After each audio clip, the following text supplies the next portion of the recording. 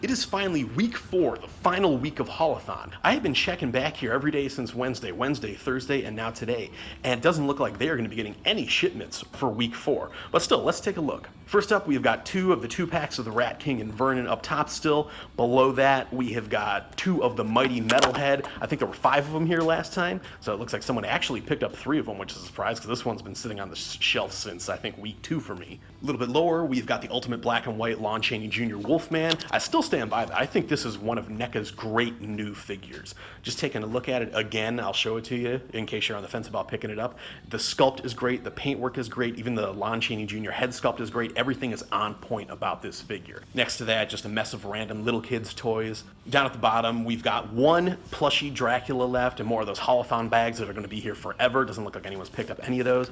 And then we also have 1 more of the Toxicity Now Muckman monster, the glow-in-the-dark exclusive. And it looks like someone just rolled this package. This one took a beating. But if you are a Turtles fan, I do think this is a great looking figure. Probably, I think it's just because it reminds me of the Toxic Avenger. But I am surprised nobody's picked this up. I think this has been here since the first week, the same box.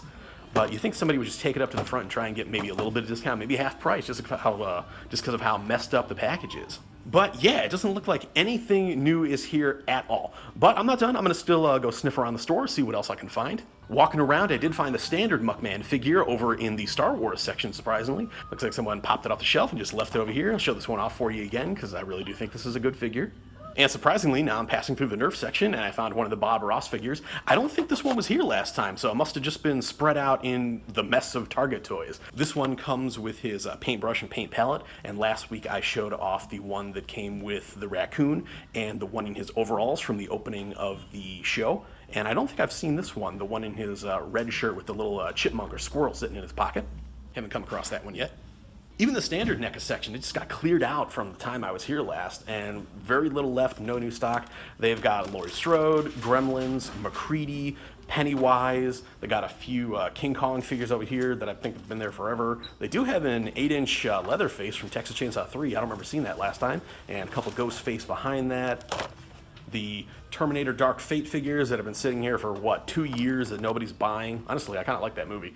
Oh, we got a couple more Bob Ross on the top right here. I don't know if they were just moved from the end cap, because these are just the same ones, no red shirt.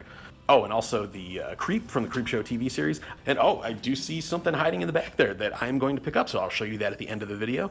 But one more place to visit. And finally, their backup NECA section. It doesn't look like too much is here. They do have 1 Turtles 2-pack, Napoleon and Attila. What else we got around here? We have Wingnut and Screwloose. I haven't seen this one around, but I also do not think it's part of Haulathon.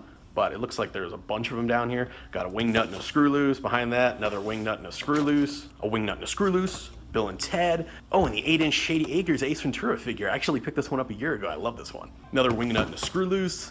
And down at the bottom, another Napoleon and Attila. So it doesn't look like they really got stock for this final week of Haulathon. But there is a failsafe this time, so I've got a backup plan. And now that I'm home, what I decided to pick up, which I passed on last week, is the My Bloody Valentine 8-inch retro figure. You know, like I said, I'm not really too much of a fan of these, but I love My Bloody Valentine. And in fact, Fright Rags, they're actually going to be doing a My Bloody Valentine board game that is on Kickstarter right now. It started yesterday and is already 100%, actually I think like 130% backed. So you want a cool game from Fright Rags, check that out. And I actually think that this is going to be the artwork that is on the front cover. But yeah, I wanted to pick this one up.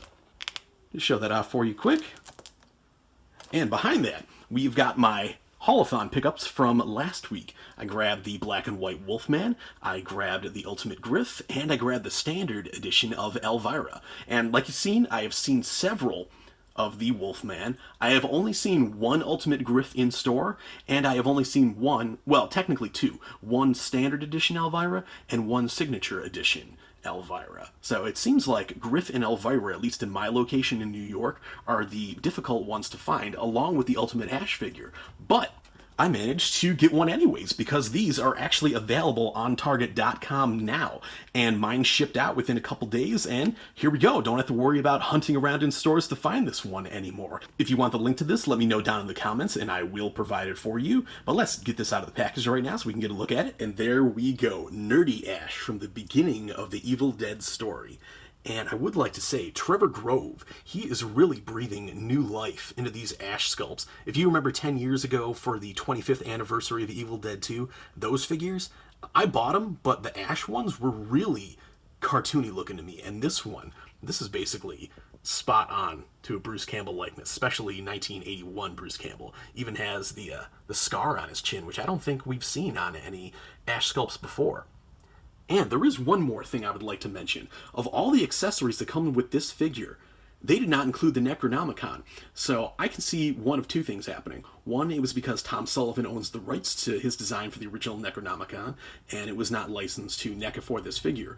Or they are planning a second Evil Dead Ultimate Ash, and are going to be doing the bloody Ash from the end of the movie, and I would love to see that. Just douse him in blood and goo, give him a few new head sculpts, and give him the Necronomicon. Hell, even put him into a 2-pack with Cheryl, because I honestly would really like to see all the Deadites from the first movie, but I think Cheryl and at least Linda are a given. Scotty and Shelly, they would be great too, but I don't know if they'll ever get figures. So anyways, there we go. I have finally managed to pick up all of the NECA Haulathon figures I have wanted to grab.